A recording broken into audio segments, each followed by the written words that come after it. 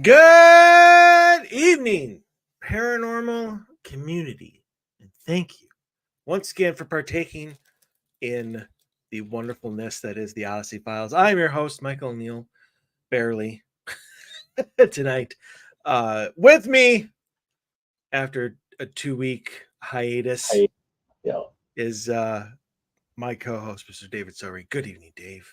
Good evening, Mike. Good evening, everybody. It's good to be back. Had It, some things to do and some places to go, and so it's good to be back. Got a good topic tonight. yes, we do. Sedona, Arizona. Yeah, And I didn't realize until now that kind of rhymes it does kind of rhyme, doesn't it? a little Kind bit. of like a little wordplay. We go that far, but okay. Um, I want to. Have you been there? Uh, no, Oh, I honestly, when I back in April when my father passed away, I had to. I flew down there on a Sunday morning, helped load up the U-Haul of all the stuff my sister and I were bringing back, and then I had to drive it back to Minnesota. right. And as I was heading up 17, or I-17, I saw the exit for Sedona, and I Mhm. was like, "Oh, I want to go." Yeah, I'm like, but exactly. I have a U-Haul and a long trip ahead, and I can't. And Right. um, because at that time, I mean, it was later in the afternoon. I mean, it was probably 6, 7 o'clock in the evening, so I was hitting it right at the proper time. Oh yeah. Um, but yeah, I want to go there. Um, I'm like Tina Fey in this one, where it's like I want to go to there. And you and I both know that next year, the Mysterious Adventure Tours is going to have Yep. uh, at least like a week or 10 days or something like that in Sedona, and we are both interested in attending that to see Yep. everything. And it honestly shocks me because doing research for the show, um, I saw how many tours they have. Like the whole city is just tours now, That's all it is. and So it's either tours, metaphysical shops, jewelry shops, or Airbnbs. As a matter of fact, I've got clients that I talk to frequently that are right there in that area, and they're like, "Did you know that Sedona has more Airbnb rentals than it has homes? Like people who live in homes." So there's like, it's going back a little while. I think it was 21 that I found was the last census, and it was just under 11,000 people. But I would bet now, with all of the spirituality that has moved in there and kind of probably ruined it from what I remember it as. And I'm not trying to be negative. I just I was there in the 80s and the 90s, and the place was magical. And there was like one old guy who was giving tours, you know, like with a donkey or something. I mean, it was just, and then you had your like rock shops and gem. You had a couple gem stores and stuff like that. But it was really like old west dirt town, kind of like just just felt it just felt raw back then, and I don't think it's like that anymore, no, I, I I I regretfully. I can't imagine. I mean, the mainstream of just the paranormal in general, Yeah, and the whole rapture of everything that is in that area, and just the now it's almost like the hype of the area yeah. is what's bringing in everybody, um, including us at some point in time. Yeah, I mean, I've been there. I'm interested to go back. I'm interested to go. I want to go spend some quality time at the energy vortexes and see if it has any effect on healing my back. So that's the whole purpose of me going. I want to go to the places that I've been to where I felt something that I couldn't explain at the time. And I want to go back there and see if it benefits my back at all. It's a good call. I mean, some of these vortexes have been known, obviously, to have healing powers and stuff Mhm. like that. So, yeah, I mean, we're going to be we're going to be talking about it during the second hour. Yep. Exactly what are we talking about? What is going on in Sedona? And there's a lot more than I think. There's a lot more than just vortices, sorry, which is the plural, obviously, of vortexes. But uh, but yeah, we're going to be talking about that. So before I we jump into the show, I want to just give a shout out because it's been a couple weeks to all Team USA in the Olympics because they are just killing it. So big shout out to all the Olympics and Olympic I fans. we Yeah.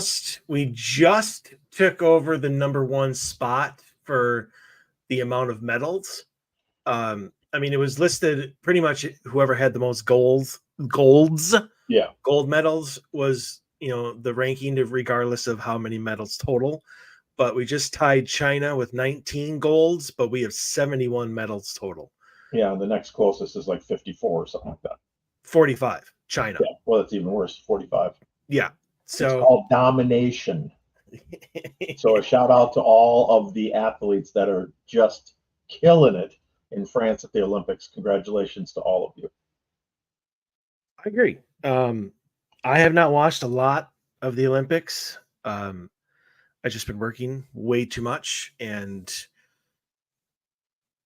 that's it. It's really the only reason. I'm just not. I just Just working. when That's it. Yeah, I got nothing else yeah. going on in my life. Just work. Well, I do, and that's why I'm very like tonight, just because as I was telling Dave before we got on the air, I had an investigation last night, which is the first of multiple ones in the same area to line up a big presentation we are doing on Halloween.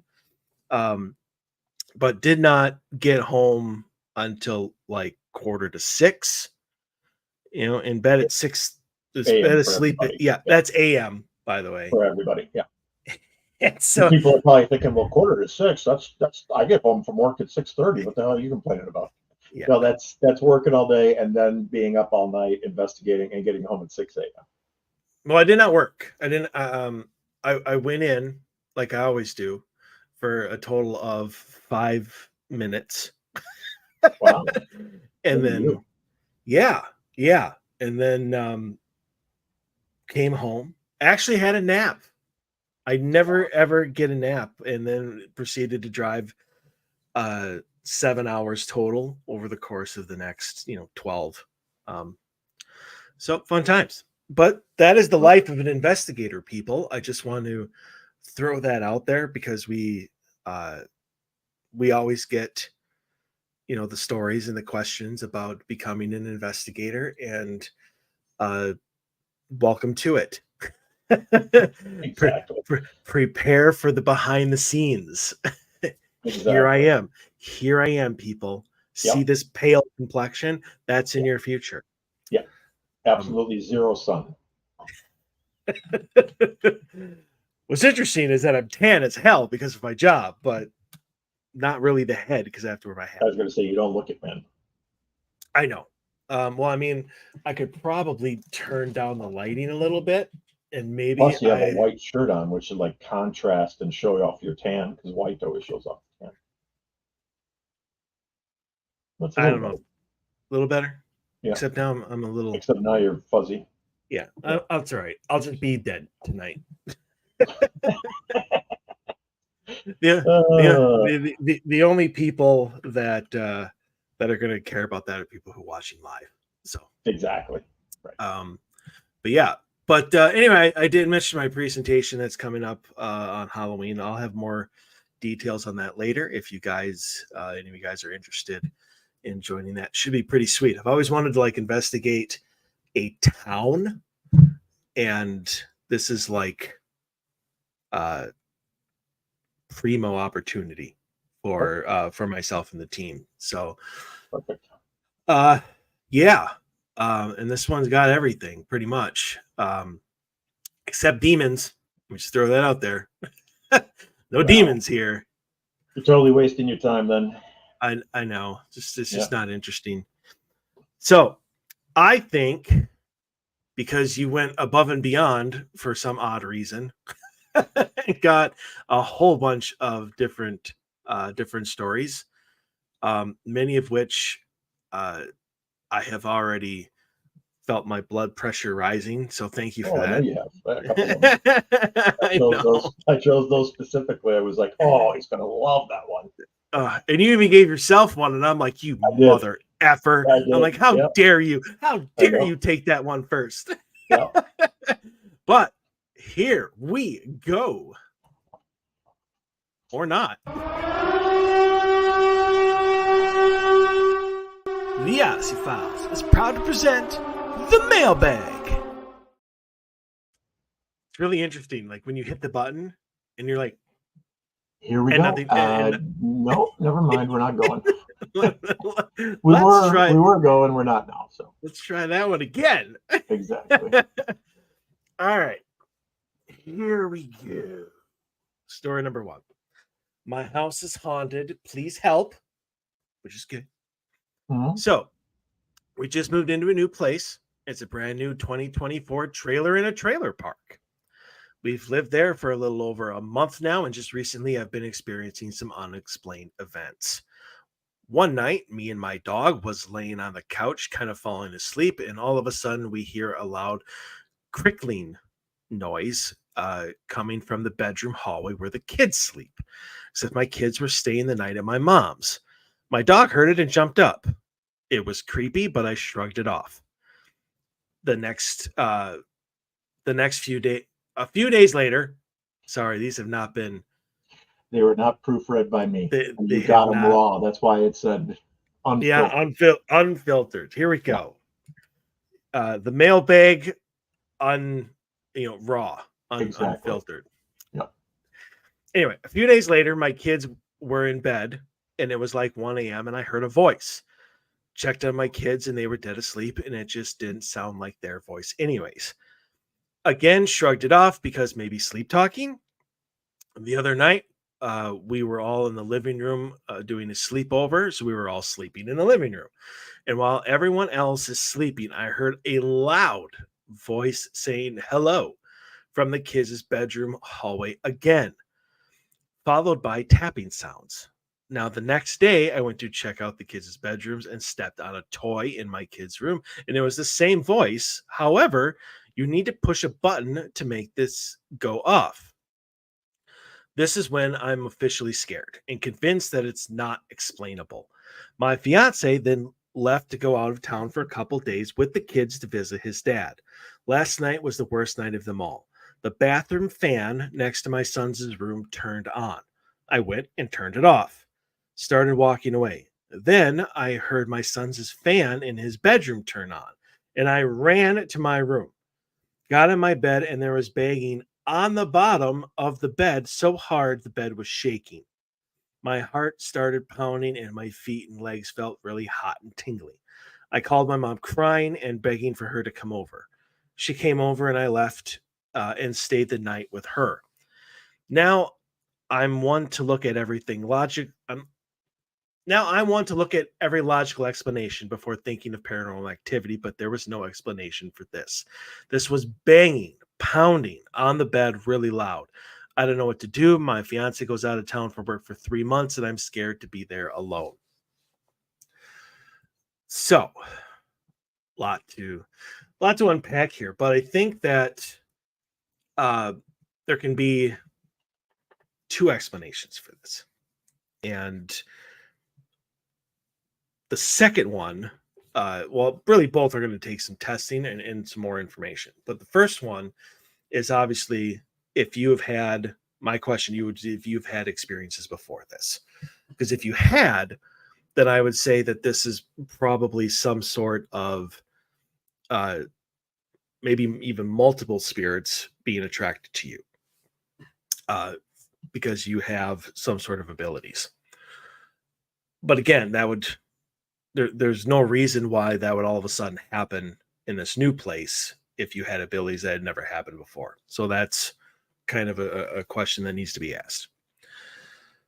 The second thing that it could be is that and this would depend on kind of your own personal well-being and mental acuity and stuff like that. And I say that because it could be, some sort of poltergeist. If this was stressful, a stressful move, a stressful buy, that sort of thing.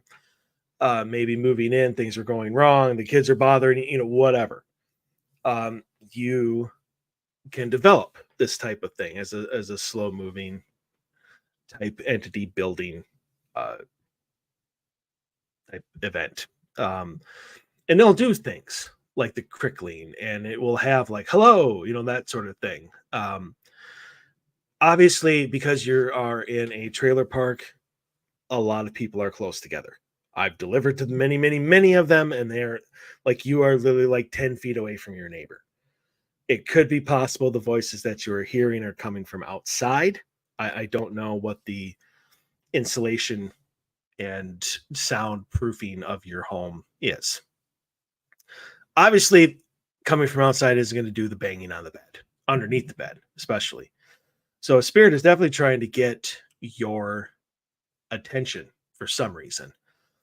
I would say, as Dave more than likely will agree with, is you need to set your boundaries. Just because you're in a 2024 trailer that was just built doesn't mean that there wasn't a spirit three trailers down that is attracted to you and wants to come and visit you every single night. Or that the trailer that was there beforehand that was moved out, I don't know if there was or not, but something could have happened on that plot, and your house that went into the place of something else, ipso facto, you have your own haunting now. So I mean, there's a lot of things you can do. Have it blessed. I obviously you could have it saged. It won't necessarily get rid of the entity. It might. Maybe it'll just be like, she's going to do this now. I don't want to be here, and just leave you alone. Or as Dave and I like to say, set your boundaries.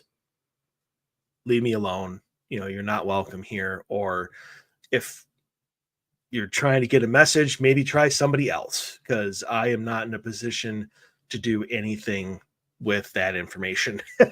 I can't hear you. I can't understand you. You're going to need to go someplace else. But stand your ground. And I understand that it's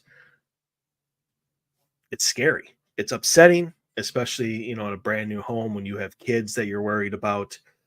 But so far, I mean, I really can't say the pounding on the bed is an attack, but like nobody has been injured. It's just been a severe, I'm here, pay attention to me type of thing that's gotten increasingly more intense.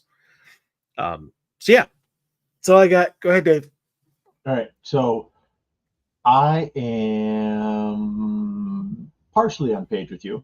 Obviously, stand your ground and assert yourself that this is your place, and that whatever this thing is that's there that's messing with you is not welcome. Second thing I would do is I would have the house blessed. Even a non-denominational, even if you're not Catholic, if you're Christian, if you're whatever, you can find a non-denominational pastor that will come in and just give good vibes and good energy to the property. I think what's going on here is I think it's malicious, number one, because it started off with, you're home alone, so you're vulnerable. Your son's fan turns on in the bedroom or in the bathroom, right? And then so could be just it's a new trailer, I understand that, but could be just a glitch, right? But then the fan turns on in his bedroom.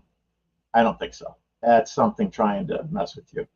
And then you run scared to your bedroom, and this thing follows you to your bedroom and starts messing with you while you're in your safe spot.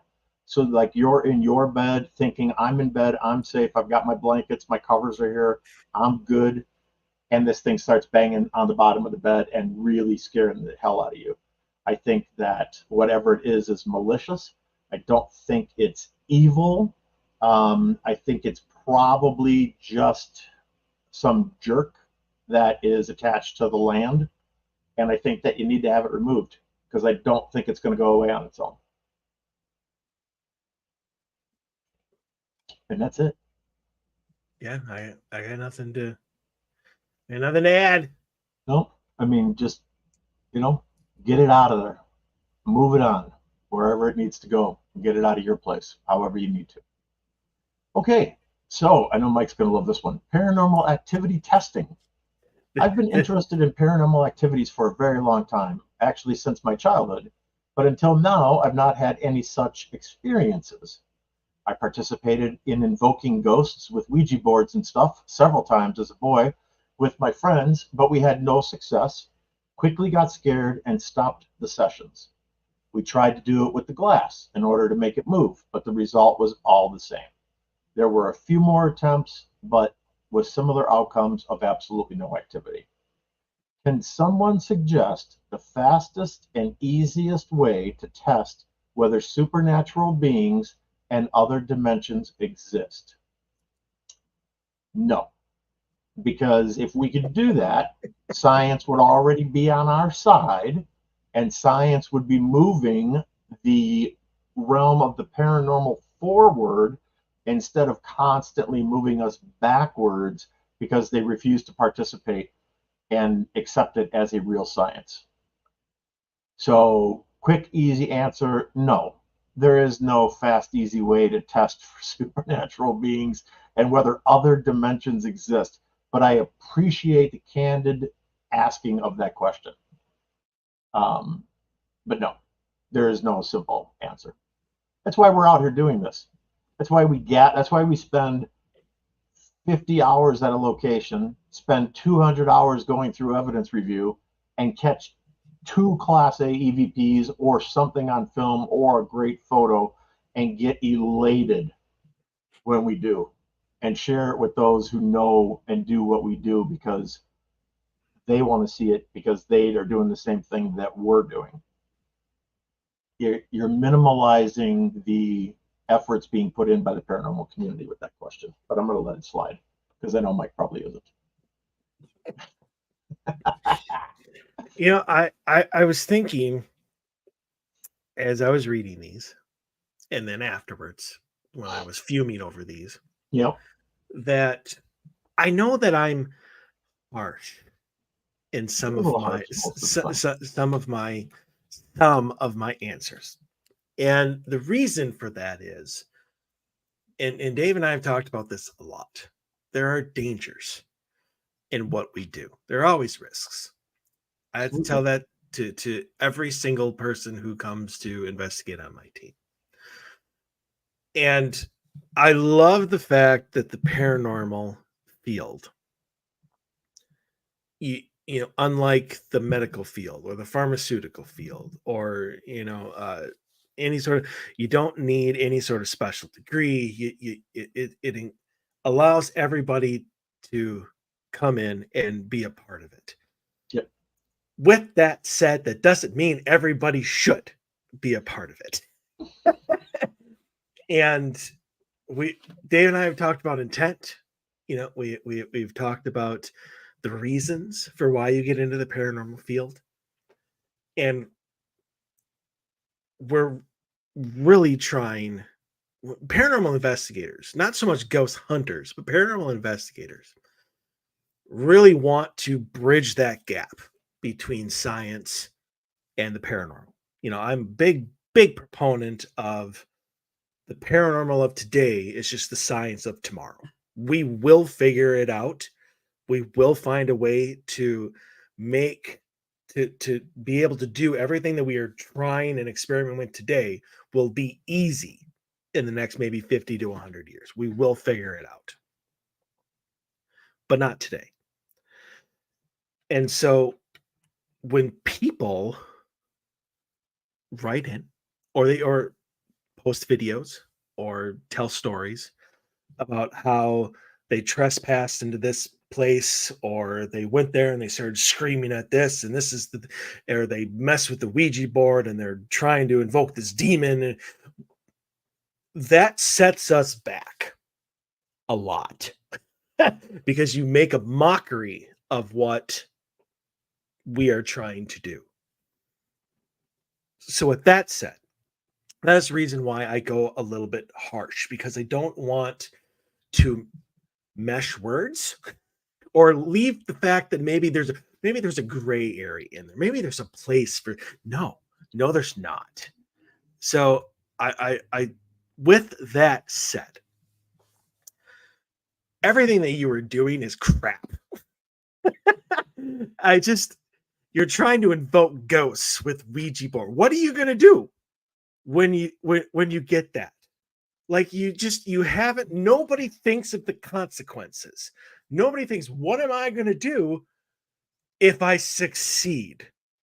But you're here being like, what's the easiest way? What's the fastest way?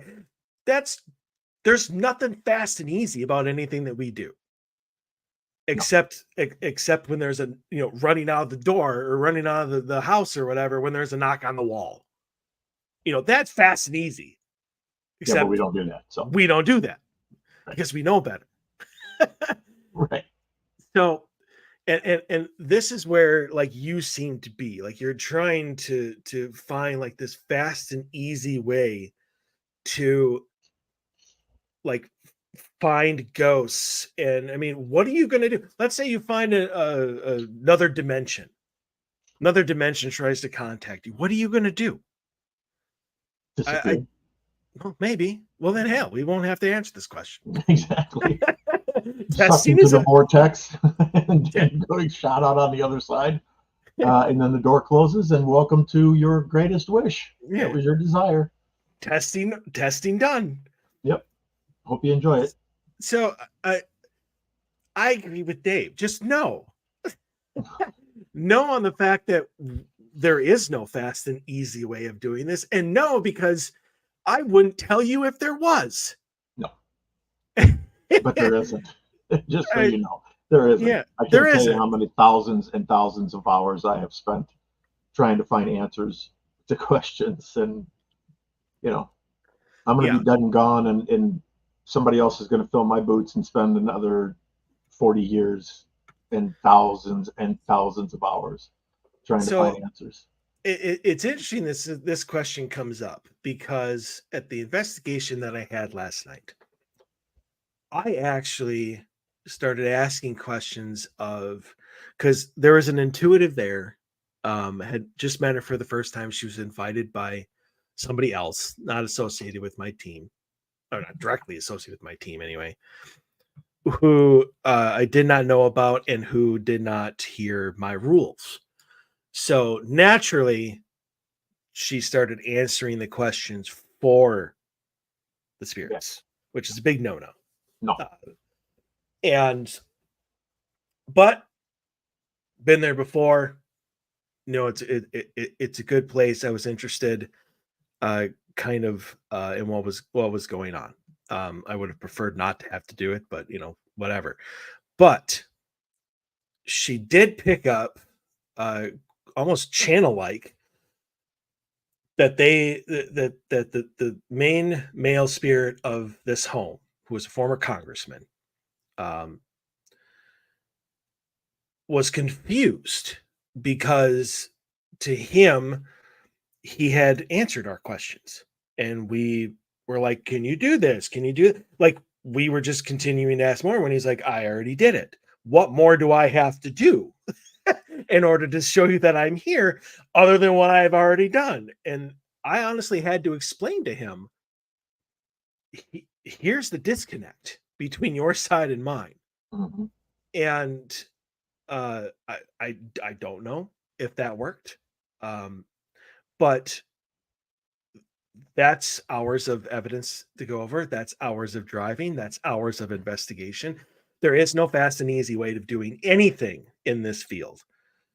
And it's the people who think that there is that either A, majorly screw up, or two do not last long in this field in general, because they see that it's not easy. They see that it's not fast, and they don't want to put the time and energy into it. I think it makes them dangerous. It does make them dangerous, the people that are around and the location. Right, because they're going to try and take whatever shortcut they see as an opportunity to not have to put the time and energy forth. And those shortcuts are what usually get you in trouble, because you start stepping out of the realm of intelligent boundaries, things that you should be aware of, things that you should be aware not to do. And then you start skipping over that stuff because you want instantaneous gratification, and that makes it dangerous for every person who's there. That's why so many people love the spirit box. It's that instant gratification. Oh my God, I heard the spirit. I didn't have to listen to 3 hours of audio in order to get this yes that turned out to be a bleh. Not an answer at all. I know you don't like the spirit box, but we have had some great responses. I 100% agree. Yeah. I end every investigation with the spirit box session. I just do not make it the central part of what I'm doing there. That's all. But oh, there we go. Because I'm like, I had a point because what you were saying. You and I have seen it. I'll just take Farrar. Farrar, when we first went there, amazing place. We've talked about it on the show for many, many times. But over time, when they started allowing more and more people in and not watching what they were doing, people are bringing in Ouija boards. They're starting to conjure stuff. They're trying to invoke spirits, as this person had written in. And they're opening the door to other spirits who don't belong there to come on in and change the whole dynamic of the place. It's it's dangerous. It's reckless. And I can't tell you. I mean, Dave knows this because I sent it to him. I won't use his name, but the person who went on Twitter and was like, "Hey, don't listen to those people who are like, do this. Go ahead, experiment, dabble." And I'm like, your eye starts twitching. Yeah. So, I mean, that's why I am harsh.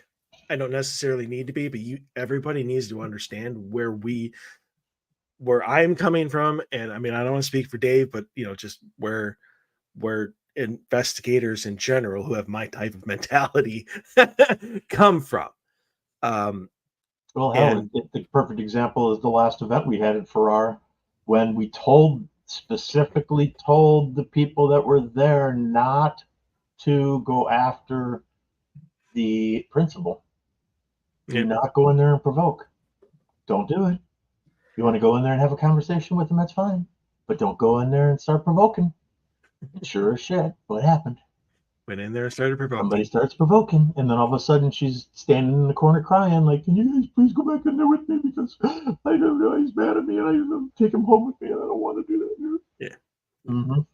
Yeah, we'll go back in there with you. That's when we become paranormal janitors. That's when it becomes hourly. That's what I like to say. It's free until you do stupid shit, and then my time is worth $500 an hour. You don't want to go home with the principal? That's fine. Let's go talk to him. 2-hour minimum, $500 an hour. Because you just walked in there and did exactly what I told you not to do. And now you're coming to me crying for help. The stupidity clause. Yeah, the stupidity clause gets invoked. It's $500 an hour for my time. Absolutely. That might even go up a little bit too, depending on the situation. But anyway, I digress. Let's get back to the stories. I don't even understand this next one. Like, I don't even know where to start. I mean, beyond like just reading it, and you guys will understand what I mean when I finish reading this. Jump to number 4 then. No. We're gonna do it. Oh, okay. I was just giving people the heads up, the foreshadowing. Okay. The ghost hunter and his ghosts. I have been chasing ghosts, entities, demons now and again. And in all that time, I have never had an attachment to me of any kind.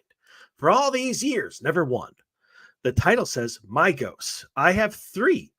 One is a small girl we think could be 7-ish, in a bright dress and blonde hair. She's mischievous. She likes to mess with our cats too. Mhm. The other we have only seen a few times. My wife continues to feel his presence, though we do not see him. This ghost prefers to be outside, walking past windows, scared the living crap out of my wife. The other one is a shadow person. I have seen her several times. She is always in our hallway, just standing there. The first time I saw her, we met eye to eye. I said, "Your move," and she faded away. None of these ones frighten or scare us. It takes a lot to scare us. Didn't he just say his wife got the Yeah. crap scared out of her by the ghost I walking I past the window? I was going to get to that, Dave. Okay, sorry. Just reading this. It takes a lot to Uh, scare us. Recently, I've seen a new one. He is a shadow that moves quickly, near me, past me, reflected in the window at me, but I have never met it face to face. When I moved to Surprise, Arizona 12 years ago, if you had told me we would have ghosts, I would have said, I do hope so. And I guess be careful of what you ask for. This male figure seems very familiar, yet not. I know that sounds nuts. Yes. I have been thinking about when I first noticed it. My mom is in late stage dementia. It's day to day, of course, but I can't shake the feeling that I know this entity. Could it be somebody waiting for my mom to die? First of all, like your entire message, your entire writing of this is one big contradiction after another. I've never had an attachment, but I have 3 ghosts. We never get scared. It takes a lot to scare us. This entity scared the crap out of my wife. I want to scratch my face off. Like that's how I just feel about this. mm, I'm going to skip over everything that you wrote except the part about your mom. That's the only part in this message I feel actually has any sort of importance. Everything else I think is, sorry to say, another harsh moment, your dumbassery. Like I don't think you know anything of what you're talking about. And especially the fact that you call yourself the ghost hunter. Just whatever. You're referring to yourself in the third. Is that the third or is that the second? Because I'm like, he's giving himself a title and then yeah, referring to like himself as it. third person perspective. Yeah. Yeah, okay, that's what I thought. Third person perspective. That's like me coming on and being like, "Hey, welcome. I'm the host, the podcaster." Like that's just no. It's like when you So talk about yourself as your titled name. yes, Like, yes, and David really likes to do this, and David really likes to do that, and then I'm David, and that, you know what I'm saying? yeah, So instead of saying I really like to do this or I really like to do that, you say yeah, David really likes to do this. yeah, Yeah. yeah. Don't do I that. knew somebody like that for about 5 minutes, and I just walked away. Walk away. See you later.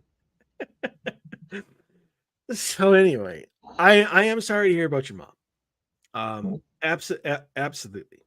Uh, don't take any of my harshness towards you as that the tragedy you're currently going through is somehow like less important. It's not.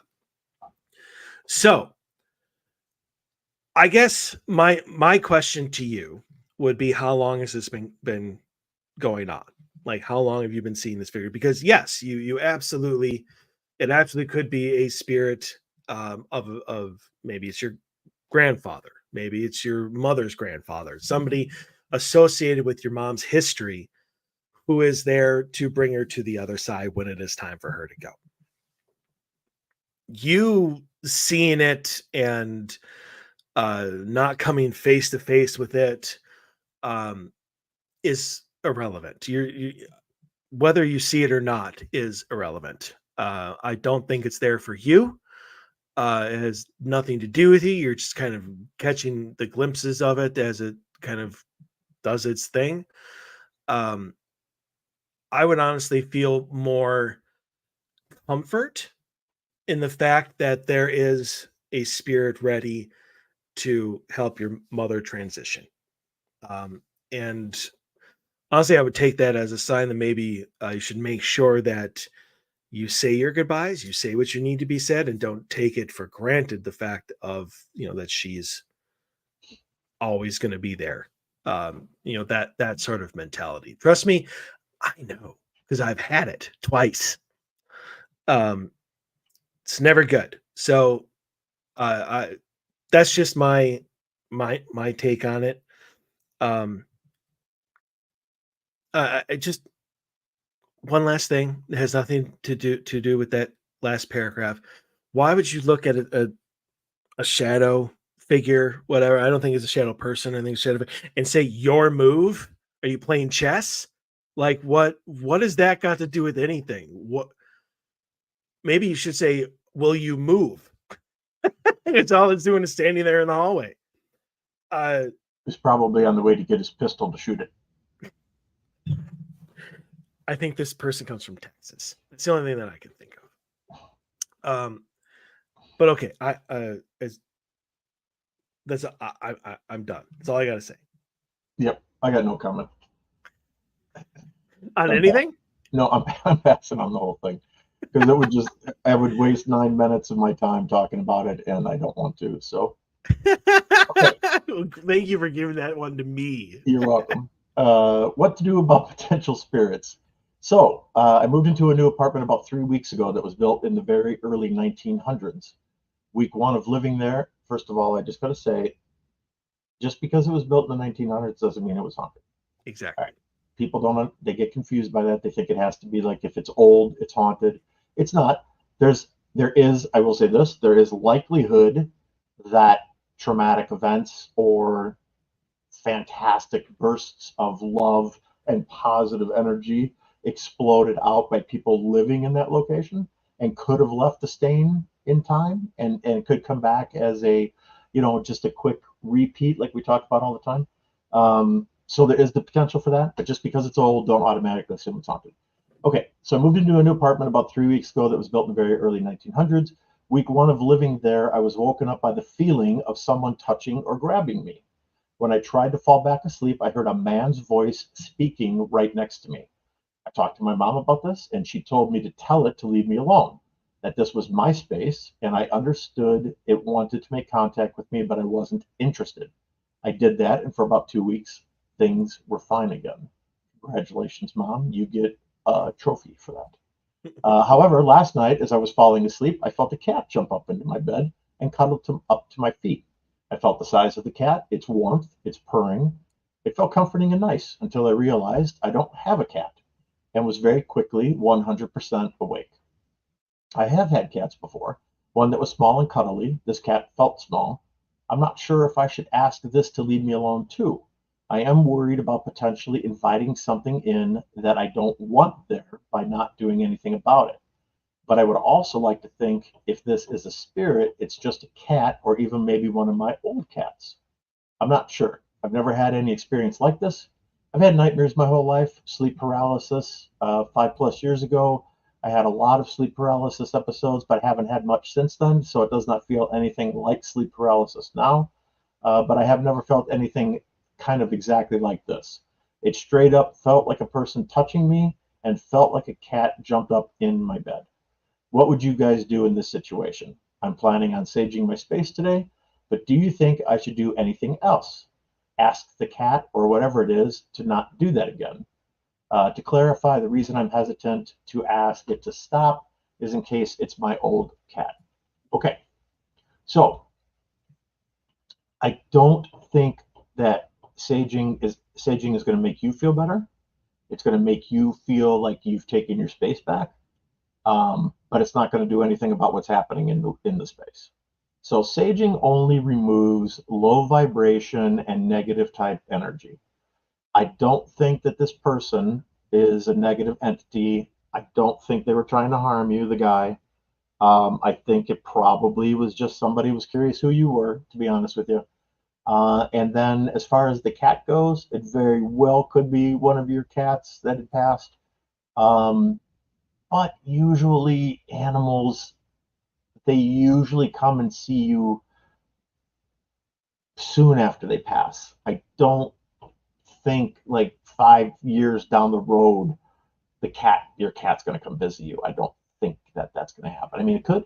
Anything can happen. It's paranormal, but I don't think so. So anyway, I would say that I would just take your space back, and I would include taking your space back to include the cat. I know a couple weeks back, 3, 4 weeks ago, whatever, I answered that question totally opposite of how I'm answering it now. But this is a different situation. That was a different situation, different question. So I think that you don't need to be scared, but to make you feel better and to make you feel safe in your own space, I would get rid of everything that's there, including the cat, just in case it's not a cat.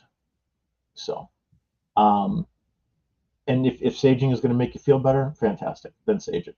But I think your mom hit it right on the head. 99.8% mom. Take your space back. Tell it to leave you alone. You don't want to have anything to do with it, and tell it to move on. And you're not going to participate in anything that it does. And I think you're going to be perfectly fine. And I don't think it's your old cat. To me, it wouldn't matter either way. I mean, you're gonna. Well, it's comforting, I think, for some people. Like if they lost a pet they loved, that it's comforting to think they'd be back. But Well, I mean, and I can completely see that, but um, it's been many years. sounds like it. Yeah. Yeah, I mean, you think you'd be over it by now, Mhm. but I agree. Um, there are definitely spirits who know how to shapeshift, I guess you could say, how to appear as different things. You could definitely have a male one night try to communicate with you, be unsuccessful, and be like, okay, let's try an animal, Mhm. and see if that gets me the reaction that I want. Um, I 100% agree with the mother. If it scares you, set your boundaries. We talked about that earlier in the show already. Mhm. Um, and like Dave said, great job to the mom for for suggesting it, because you typically don't get that type of answer. No. Mother Um, of the Year candidate right there. I won't go that far. I'm Uh, going that far. maybe the month candidate, All right. Well, but for sure she's Mother of the Month. She already won that, but she's in the running for the year. but anyway, um, but yeah, uh, it's not good to hold on to stuff like that, because again, as Dave had already said, you never know if that is actually your cat or not. Mhm. Um, I mean, and it could very well be some type of malicious spirit wanting you to invite it in by disguising itself as something it knows now. You would do so. I mean, Right. You would already you're. drop your guard. Yeah. I Yeah, mean, I that's mean, what it's trying to do is get you to drop your guard. exactly. And um, don't.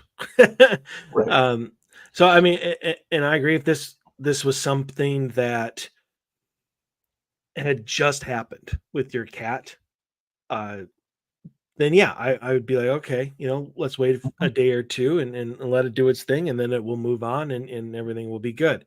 Mhm. So you need to be cautious of that, and let the cat go, because again, you never know what exactly it actually is, especially when you're just feeling it, you're not seeing it. Yeah, go get Um, another cat. I mean, cats are a dime a dozen. yeah, Just go get a new cat. If you uh, like cats and you want to have a cat curl up with you at night in bed, like a real cat, just go get a cat. I mean, and let's keep in mind here that um, cats aren't going to listen to you anyway. No, So you it's a it's gonna beauty do about it. cats, though. They just do their own thing That's right.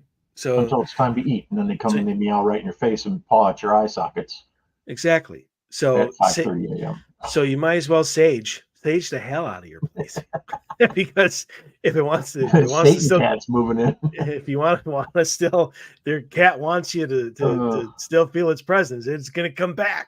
Exactly. Uh, um, so Still yeah, get a new cat. Yeah, just replace it. just replace it. Cats are completely disposable, Well, especially when you throw it down to disposal. that is not what I said. That was absolutely horrible. I hope that gets cut out of the show.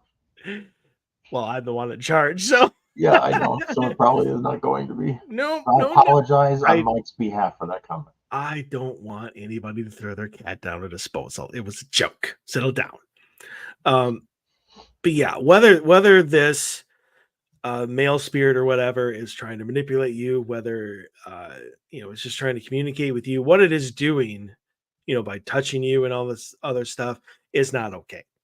So regardless of his intentions, he needs to be made aware of by any means necessary that is not okay, and you want to be left alone. Agreed. All righty. You moved on to Sedona. Well, remember we started late. We actually have 8 minutes left. Oh, all right. Because remember we started late. Because We did. Yep. Okay. Rock and roll. We still have time for one more. Okay. Number 5. I heard my husband and myself talking outside. Something weird happened yesterday. We are at our summer cottage in the forest. Closest neighbor is 1 mile away from us, and I have seen people walking on the road only one time in these 3 years we've been here. So we are pretty much alone. I was sitting outside when I heard my husband's voice asking a question. I could hear only mumbling and words here and there. He was further away from me. Then I heard a female voice, which sounded like my own, answering him, asking, "What?" And my husband repeating his question again. Something about a list we were making that day. The voices stopped there. I went looking for my husband because for a moment I thought a stranger had wandered to our cottage and was talking with him. I found him inside. He said he didn't talk to anyone or see anyone. He was just chilling on the sofa. So the logical side of me tells me that it's just some joggers that we have never seen here, or it was some kind of echo from our previous conversations. We were talking earlier about a list we were making that day. Is it possible there could be some kind of semi-scientific explanation, like a distortion in the space-time continuum, or something? Very confusing nonetheless, and I'm sure it was our voices. Let me just start by giving you full-on kudos for knowing and doing like a very big Star Trek like shout out to distortion in the time continuum. You just left out space. I added that in there for you. Yeah, you did. The proper phrasing is distortion in the space-time continuum. And I honestly think that probably is what is going on. I think especially if you've had that type of conversation, which I think you were saying you had earlier that day, that it somehow got picked up in the energy of picked up in the ether and the energy of the house or whatever, and it replayed it to the point where you could half hear it. Happens all the time. Nothing you need to be worried about. It is a little freaky when obviously you hear your own voice and your husband's voice talking to each other and you ain't talking to each other. But nothing I think that is going to happen again or that you need to be worried of in any way, shape, or form. Just one of those freak instances of the distortion in the space-time continuum. Never going to get tired of saying that. And just use it as an interesting story to tell your friends when you go home. And that's it. I don't disagree with that at all. I'm just going to throw in there that there are woodland entities that are mischievous, like gnomes and fairies. Puckwedgie. Puckwedgies, there you go. It could have been just a repeat of some kind of weird dimensional rift that opened that replayed your earlier conversation. or it could be one of the forest entities just having fun and just mimicking you and just to freak you out a little bit. I don't think it's malicious at all. I don't think they're malicious. I think that they're just probably bored. I mean, it sounds to me like you're pretty deep in the woods here. Like you haven't seen anybody walking down the road like one time in 3 years, and your closest neighbor's a mile away. So yeah, I'm gonna say that this to me like you're up in the mountains somewhere or whatever, deep in the woods. So perfect location to have, spirits of the forest. It's their Elementals, space. yeah. Yeah, elementals. I mean, it's their space, right? You cleared out some trees and cleared out some land, and or whoever did built a cottage there, built a house, cabin there. Um, and they've probably accepted you because they're not doing anything destructive. So, uh, but that doesn't mean that they aren't going to be playful. And I think that it's possible. I'm not saying that that's the answer, but I'm saying it's possible that it could be something like an elemental just having fun, you know, just just bored and just wants to do something different to get your attention, and obviously succeeded. So The I wouldn't be worried about it though. Yeah, no, absolutely. So, and this is probably going to be a show coming up because we haven't had like a fringe paranormal show in many years. It's been a while, yeah. And I have recently watched the entire series of Fringe, the TV show. Well, I'll talk about that after the show. But could it just be the fact that for some reason there was a thinning of the dimensional barrier between this dimension and another one, and whatever was going on in that other dimension, you overheard it? Because you and your husband had the list conversation earlier that day, maybe in the next dimension over or whatever, you had your conversation in the afternoon where you overheard yourself doing that. So all it takes is your bladder, suddenly you had to pee so that the conversation got delayed. I mean, just these little subtle things can change from one dimension to another, when and where you guys are when you have these conversations. So I just want to throw that out there. I know that's a little complex and convoluted, but it definitely it's the world we live in, brother. It is the multiverse we live in. It is the multiverse we live in. All right. So that does it for the mailbag. Mailbag. See, we don't need Anthony. You just be like, mailbag, and we're all good. No, we need you, Anthony. Don't listen to me. Just kidding, Anthony. Love you.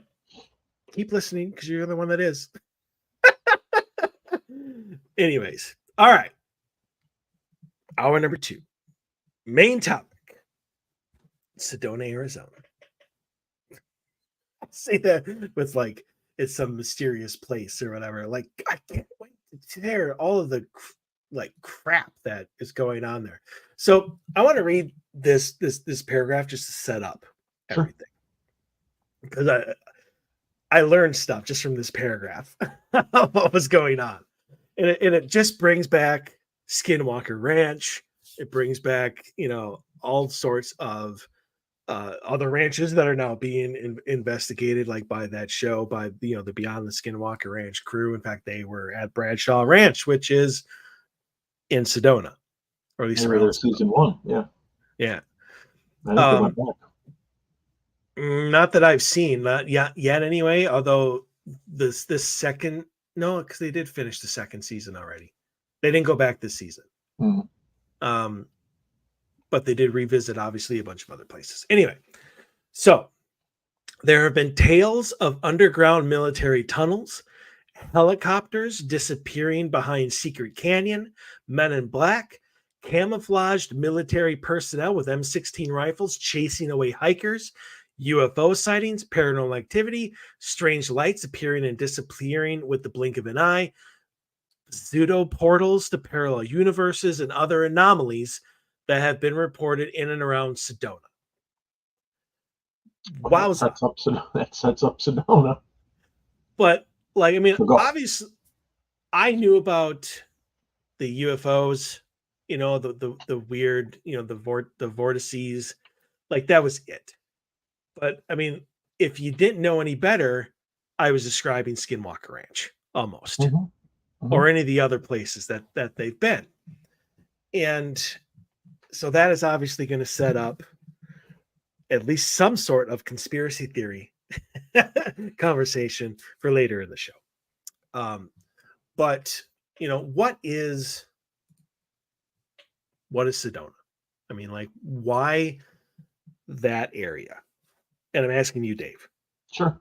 I think it has something to do with the red rocks. So I think that the mineral content, the material composition of the rocks that are in Sedona have,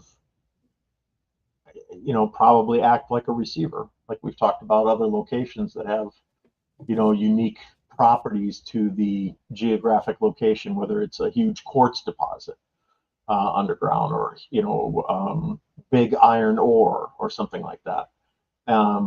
Vibranium. Yeah, I mean, right. So I think that it has something to do with I think I mean, to be honest with you, I think all of Arizona is pretty spectacular. I mean, out the state, get out of the, like, not Phoenix. I mean, Phoenix is fine. I lived there for years, um, but I think, like, the state of Arizona, when you're out in the desert and you're out, like, driving around through Arizona, I mean, you got the Grand Canyon, you know, um, you've got the mountains up north, you've got Tucson down south, um, just a huge, huge, uh, the Superstition Mountains, which are literally within like an hour drive of Phoenix. Not even an hour, I don't think it took us to get out there. Um, and then you've got places like this that have really interesting. I really think it has something to do with the composition of the material there, and I don't know if it's acting as a receiver or if it's acting as a transmitter, but I think that energies are attracted to that location because of the mineral composition and the composition of the stuff that's there. That's what I think is special about that location. And I have been to the vortices. I have not been to all four of them, or the four major ones, but I have been to two. And I will tell you what, I was standing there on a boulder in like 1988, and I could feel the earth vibrating through the soles of my shoes. And I had never felt anything like that before. It was absolutely amazing. It's just absolutely incredible. It's like this little itty bitty, and you could just feel it humming in your energy around you. And there was no purpose for it. There's nothing there, but there is I something, obviously. I was trying to find, because a lot of people think that um, it's the ley lines It that certainly could be ley lines. that is the reason, for like the vortices and Hmm. stuff like that existing. And I'm trying to find uh, throughout the first hour of the show, I was trying to find a map um, of the ley lines, and I can't find them. I can find the location of all the vortices, but not the ley lines brought in there. Although I did find some map where it looked like it had a big convergence in southern Arizona, like right at like the Mexican border. There did look like there was like this big convergence of ley lines. Um, so I mean, I don't know why I can't find that, but you So I you know. just Oh, punched it sorry. in real quick because I hadn't looked yet. So it says, yes, some say that Sedona, Arizona's red rocks contain ley lines, which are if people don't know what ley lines are, they're intersections of natural electromagnetic earth energy. These intersections or vortices are said to be places where multiple ley lines meet. Some say that Sedona's red rocks contain up to 15 vortices, including the plumed serpent ley line, which I've not heard of that before. But I think It's possible. I think it is a contributing factor that if the ley lines actually intersect there, like strong ley lines intersect there, I think that that's could be one of the reasons. I certainly do not think like that is the reason. There's something else going on there. It's not just ley line intersections, because there's ley line intersections all throughout the world, all throughout America. So And there are special locations. I won't say I'm not dismissing ley lines because I thoroughly believe in ley lines. So there are locations that have really, really high energy, really weird stuff happening, and there's like huge intersections of ley lines at those locations. Is it the reason why, the sole reason why? Probably not. But is it a contributing factor? Probably. You know. so let me ask you this. Yeah. Do you think that what is going on in Sedona is natural, or has it been created that way? Mm. Like, has it been? I'm going to use it. It's not the right usage of the word, but you get the gist of what I'm trying to Yeah. say when I use it. But has it been terraformed? Right. I don't think so. I think that this is a true beginning of Earth's time special place for some reason. It just feels like that when you're there, man. It Does it? just feels ancient. It just, if you could take away all of the Jeep tours and the helicopter tours and the metaphysical healing and the yoga and the meditation and just strip it back to what it was 50 years ago, it's just someplace special. It just feels ancient. You just get this overwhelming sense that like people have been coming there since human beings first stepped on the planet. Like it wouldn't surprise me if ancient humans were drawn to that location as well. Like it's been visited. It just feels that way. It just feels like it's been visited for millions of years. So, do you think then that it's because of this natural existence of the ley lines and the vortices and the rocks and the minerals? Do you think that is the reason why it's attracting all of this paranormal activity? Yeah. Because for the first time ever, like I read an article that's including Bigfoot. Like Right. people are seeing freaking Bigfoot in Sedona, Arizona, Mm-hmm. Which is really which weird. it is really weird because they're, attracted to, like the forests. Mm-hmm. And there's And not a you whole lot of forest out there. and you would think that with all that fur, they'd be a little hot. It'd be a tad bit hot. Yeah. So I mean, but it's this desert Bigfoot. you know, Well, I mean, it plays hand in hand with what I've said since day one about my theory on Bigfoot is that Bigfoot's an interdimensional being. So they pop in, they do whatever they're going to do, and they pop out. That's why you never find them. That's why you never find bones. That's why when they walk around a tree, something 7 foot tall that weighs 600 and 700 pounds, 10 feet tall, they walk around a tree this trunk this big, and they walk around it, and then all of a sudden they're just gone. they're gone. Right. Or they walk into the middle of a field and their footsteps And just they stop. just and their footsteps and people that are filming them all of a sudden they're like, well, where'd he go? Did he lay down in the grass? What happened? you know like it's just they're just gone. They just open the door back up to where they're from and they just leave. And I think that that's exactly what happens. And like I've said from the get-go too, I think that the people who honestly have Bigfoot sightings have them for a reason. I think that Bigfoot only shows itself to people that for some reason it feels that they need to see it. I think the same thing about UFOs too.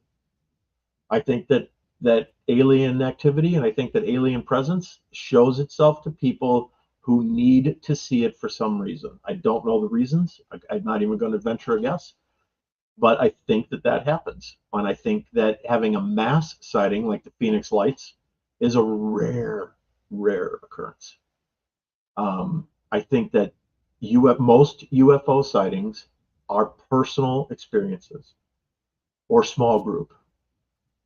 It's not, I mean, the Phoenix Lights is a rare example, man. Like 200,000 people saw that gigantic UFO traveling over the whole state of Arizona. reporting, calling the cops and taking I mean, Jesus, how can you deny that? No, I Tens of mean, thousands of people watched it fly over. It was not flares from the Air Force. Sorry to burst your bubble there, U.S. Air Force. It was not training flares. That no, was one of the definitely. answers. I know. Just like Good just God. like Roswell, New Mexico was a weather balloon. Yeah, exactly. Um, Except you could take the material and you could crumble it up into a ball and let go of it, and it would spring back into its original form. And it didn't weigh anything. so Heck of a weather I balloon. I guess here's my next question, and I don't know where these are coming from, Sure. but and I never really obviously I know what the Phoenix Lights are.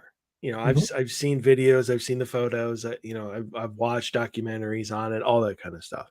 But for whatever reason, while we're talking about it, like this idea pops in my head that maybe we weren't supposed to see the Phoenix Light and like there was some malfunction. I would think that Oh, was probably what happened.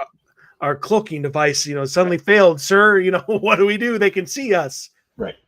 Um, because I mean, it really just seems to be that way everywhere. Like people see something for a short time and then it's gone. Either Right. it zooms out of the way, zooms far away so you can't see anymore, or it just disappears. We're seeing that at Skinwalker Ranch all the time in their videos. All the time.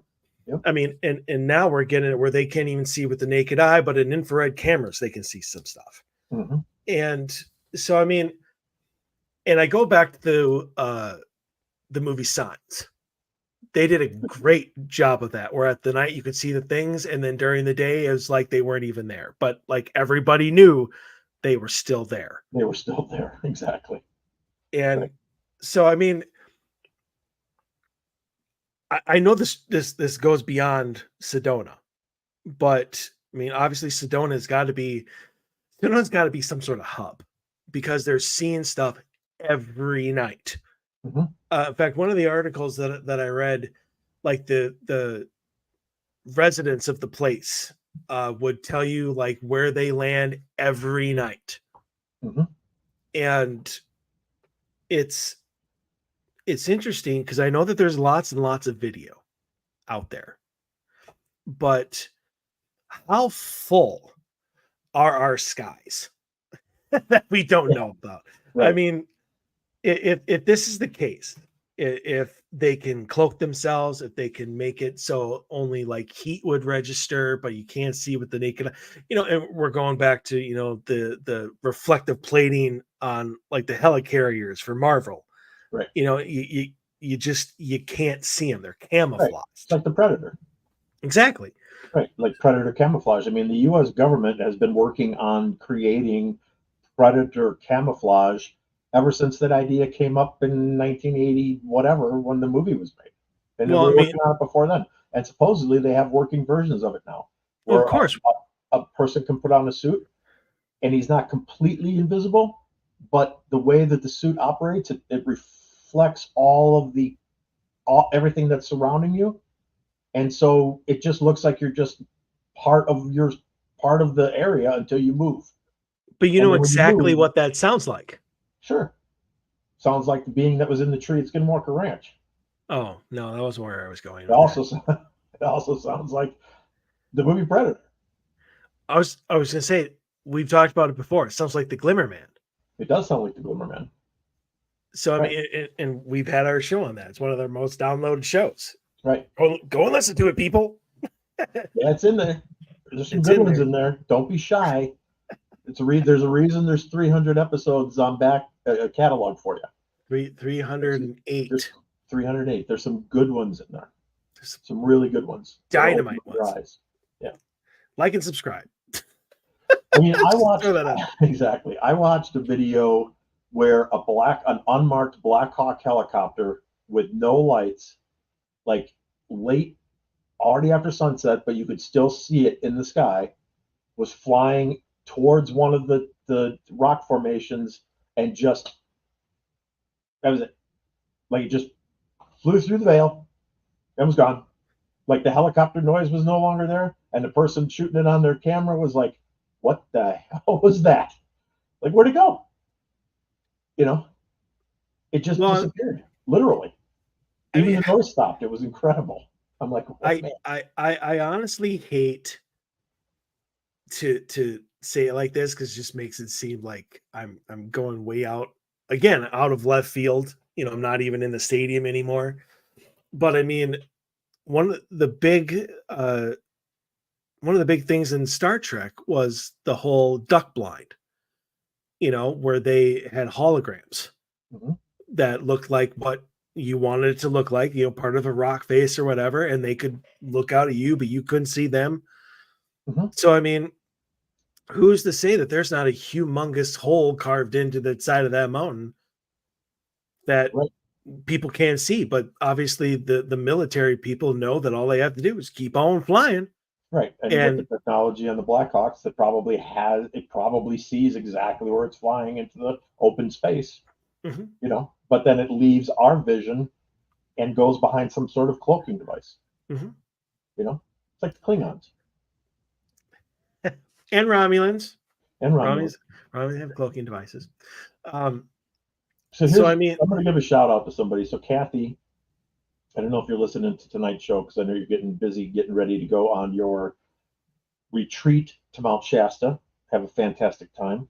Like we were talking about it the other day at work. So Kathy's a client of mine. So she lives about 15 miles from Sedona, and I'm going to go have lunch with her actually when we go out there next spring. But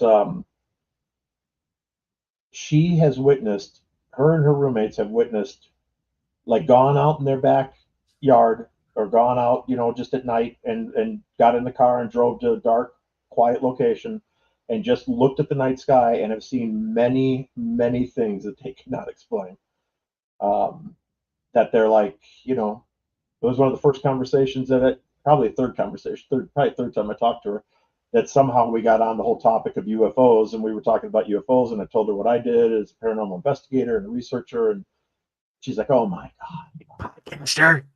David, you're right up my alley. Yeah, no, she knows I'm a podcaster. Yeah, she knows about the podcast. So that's why I'm giving her a shout out because I'm sure she's not listening tonight because she's getting ready to, I know she's getting excited to get on her um, little journey that she's taking to Mount Shasta for her spiritual retreat. But she'll hear it down the road. But I mean, like she has shared with me a lot of stuff like firsthand, firsthand observation that they've watched things in the sky that they just could have absolutely no explanation for over the Valley of Sedona. I think it's a great, absolutely great location. And I think, Let's like I said, I think it's ancient, and I think there's something really cool going on there. And I hate the fact that it's being exploited the way it's being exploited now. I absolutely hate that. But I don't think that the people that are there, and don't get me wrong, I I have nothing against somebody going out making a living and opening up a business. And if you were a metaphysical healer like 30 years ago, or like doing it for 30 years, and then 10 years ago you took a trip to Sedona and like had this holy epiphany of like, my God, I've been looking for a location like this my whole life, and you settled down there and opened up your business. God bless you. It's all the people chasing dollars that I can't stand being there. But that said, I don't think they could. I don't. They're not going to be able to hurt that location. It's too ancient. That location is going to stay strong and beautiful and full of energy forever until the end of time, until our planet no longer exists. It's just, it just is. And when you get out there next spring, when we go out there next year, you're going to see exactly what I'm talking about. It is absolutely incredible location. Get away from the people, get out into the the the outer, like where you should be at the vortices and stuff like that, and out on the hiking trails, and just experience it and feel it, and you will feel it. It's cool. it would be interesting to experience something like that for me personally, Mm-hmm. simply because I always say I'm as sensitive as a brick. Right, So to exactly. be That's why I'm so excited for you to go, because when so to your be able shoes to start vibrating, you're going to be like, you're going to give me that look. It's going to be that look like, I can't This I'm not this is even gonna- I'm not- amazing. This is amazing. It'd be like when I saw my first apparition. Like I'd just be Right. excited because I'm having this experience that like I am actually able to feel what other people are feeling. Mhm. I'm able to experience that with them because you know me. Everybody always gets the experiences, and I'm just like, nope, I don't know what you're talking about. Right. And so, uh, it, I think that before we move into Bradshaw Ranch, that we should probably just kind of mention the four main vortices of Sedona and any sort of information that you have That I have that you specifically. have. Well, I'm going to have to backtrack through my notes here, but so there are 7 main vortices, but we'll cover the big ones. So Airport Mesa, Bell Rock, Boynton Canyon, Cathedral Rock, and then Chapel of the Holy Cross.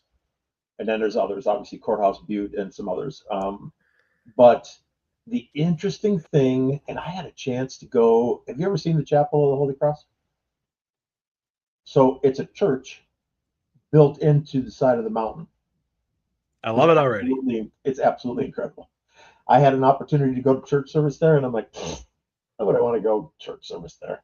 And I could kick myself in the ass for that last 28 years for not going. Some decisions I have made, I just don't understand what the hell I was thinking at the time.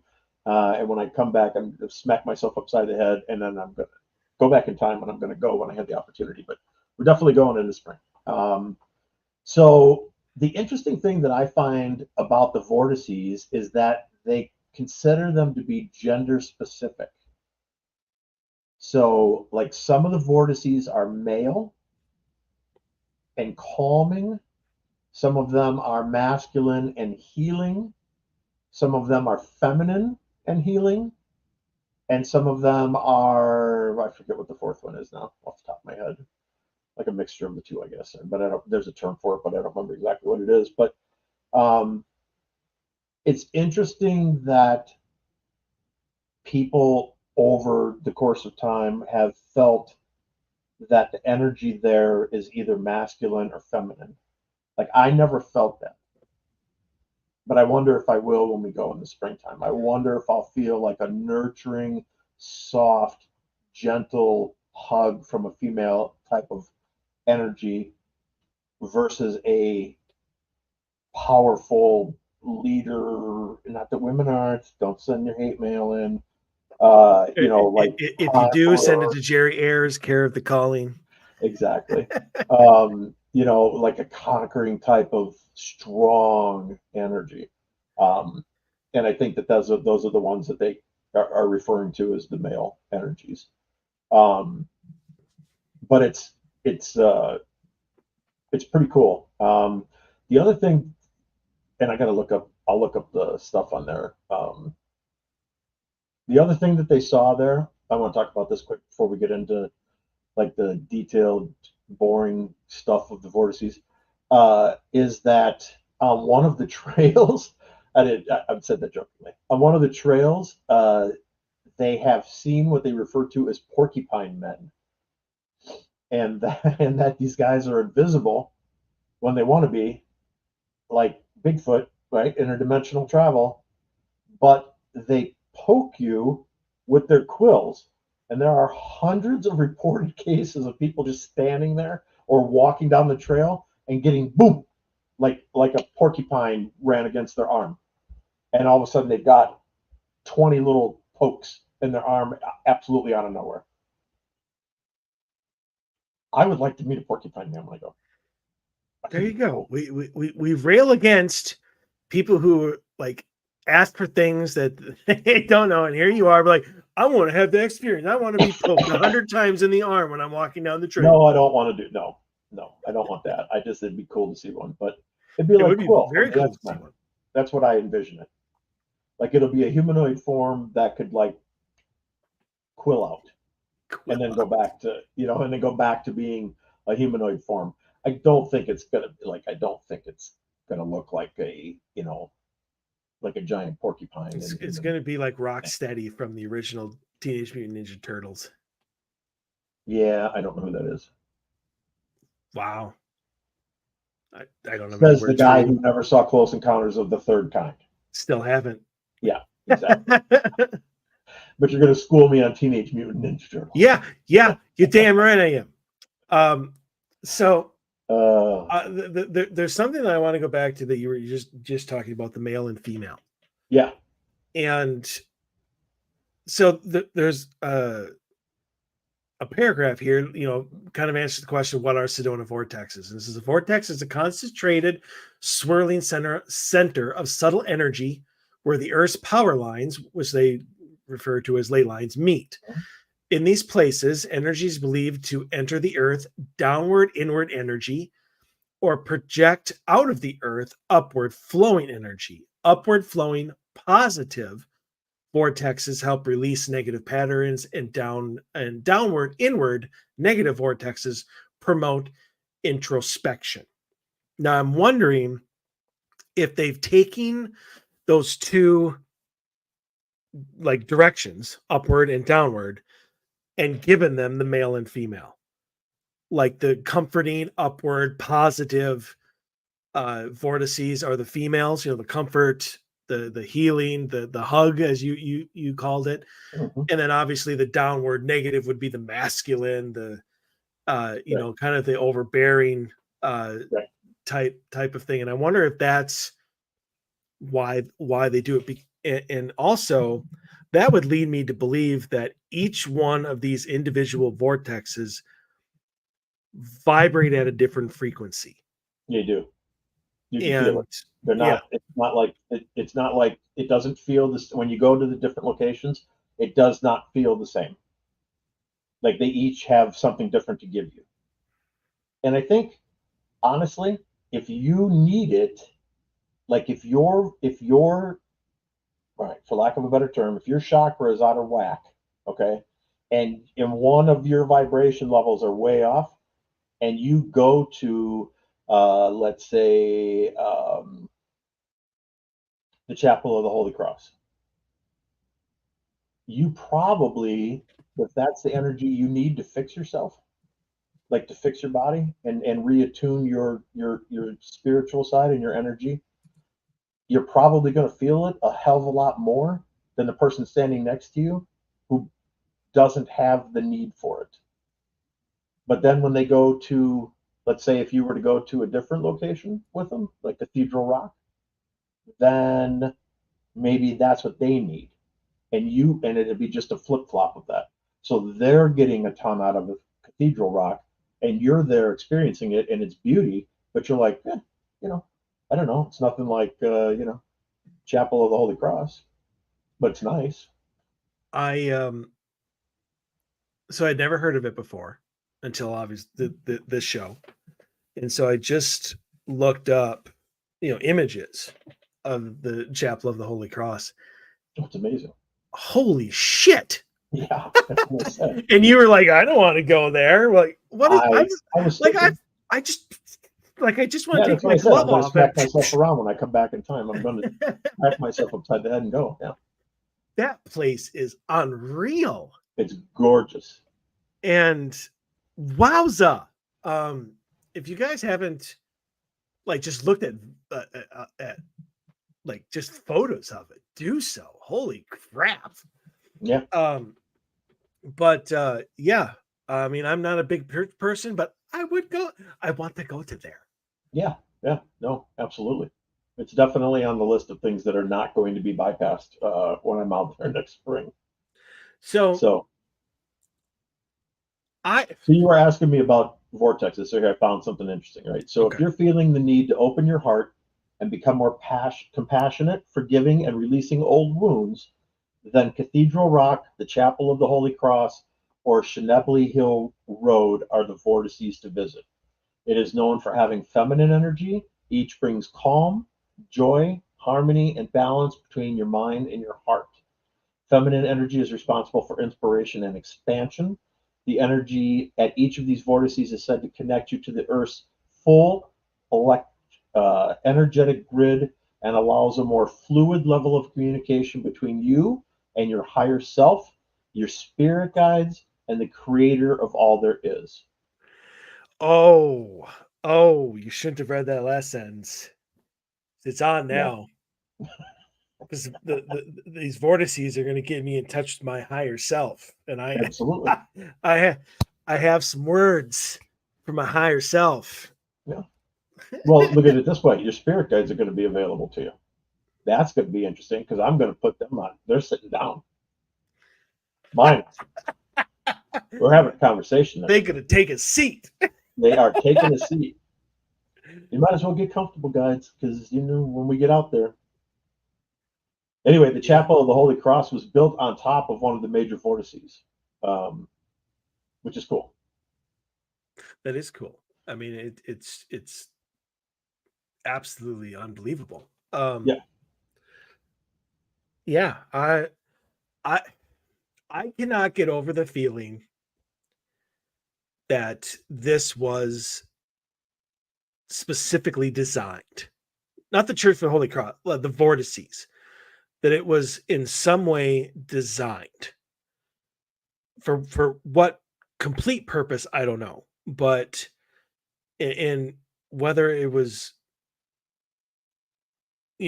divinity, whether it was extraterrestrial, you know, we both know that aliens have been around in existence for centuries. Oh, yeah. They show up in ancient times. So I mean, but there's too much. The I can't see a natural occurrence that is almost like a reset area for us, as like a human spirituality where we can go and find what we need to reset ourselves, regardless of what it takes. Like there just seems to be something for everyone. That there's a certain vortice, there's a certain place that vibrates at the frequency that we need to heal Heal. or Yeah. heal and get over something that is going on in our lives. Well, right. And when we talk in healing, we're not just talking emotional. There's emotional healing, there's mental healing, there's physical Spiritual healing, and right? spiritual healing. Spiritual Yeah. healing, right? So all of that, I think, honestly, I think all of that can be found in the Sedona area. I don't know And if I physical healing can. I'm very very interested in going there now that I've got this bad back, but um, I'm interested in going out there and finding out if that like what it feels like. I am gonna like just standing there crying like a baby if I stand on one of those vortices and like I can feel God reaching into my back and repairing stuff. Like it's gonna be amazing. I think you would have to do more than just stand there in order Oh, to probably. to Yeah, do no, I'm it. gonna But I meditate mean, when I go. So, but I'm gonna open myself up to whatever's there. I I just can't see that, like I said, as being a natural occurrence.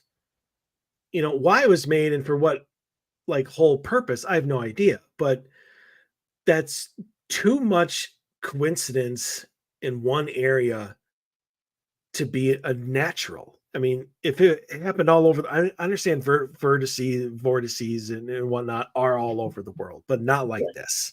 No, right, not like this. It's a And unique place.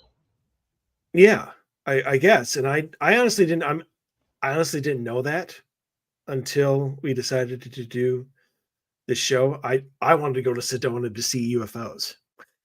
Well, I mean, I'm going there to see UFOs too. I'm not going there looking for Bigfoot, because I just don't. I don't know what they're seeing. I don't know if it's Bigfoot or not. I don't. Who knows?